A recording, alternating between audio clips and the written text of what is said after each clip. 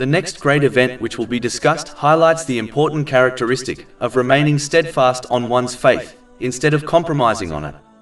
Chapter 12 Yusuf, verse 33. He said, "My Lord, prison is more to my liking than that to which they invite me. And if you do not avert from me their plan, I might incline toward them and thus be of the ignorant." The holy prophet Yusuf, peace be upon him, chose to go to prison instead of committing a sin. Muslims are not expected to make huge sacrifices like those made by the holy prophets, peace be upon them, and the companions, may Allah be pleased with them, but they should not compromise on their faith for the sake of people or to gain worldly things. It is important to understand that no matter what worldly success a person gains through compromising on their faith, eventually this success will become a curse and great burden for them in both worlds.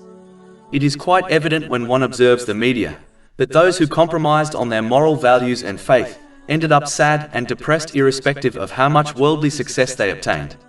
Chapter 20 Taha, verse 124. And whoever turns away from my remembrance, indeed he will have a depressed, i.e. difficult life, and we will gather, i.e. raise him on the day of resurrection blind. Therefore, a Muslim should instead remain steadfast on the teachings of Islam and firmly believe, sooner or later, they will be blessed with worldly success beyond their expectations, let alone the blessings which await them in the next world.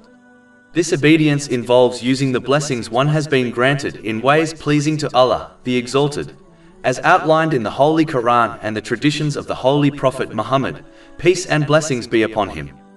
Chapter 16 An-Nahl, verse 97.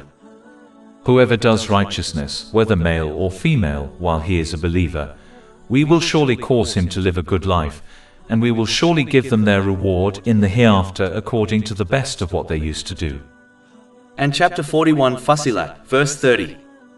Indeed, those who have said, "Our Lord is Allah," and then remained on a right course, the angels will descend upon them, saying, "Do not fear and do not grieve, but receive good tidings of paradise which you were promised."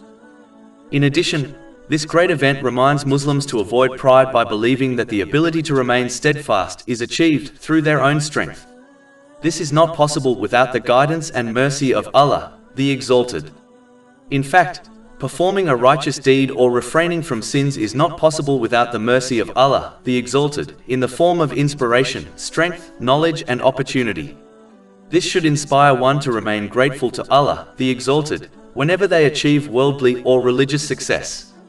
This gratitude involves using the success they have been granted in ways pleasing to Allah, the Exalted. This leads to further blessings in both worlds. Chapter 14 Ibrahim, verse 7.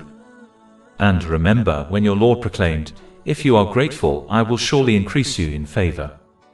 Finally, this great event also indicates the importance of not helping others in bad things, irrespective of who they are. Muslims should instead help others in good and beneficial things, and not care who is in charge of them or who else is taking part in them.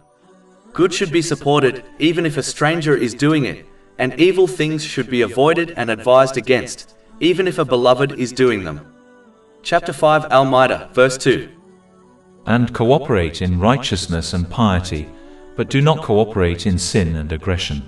Over 400 free ebooks, audiobooks, infographics, podcasts and blogs available on our website, www.shaykhpod.com.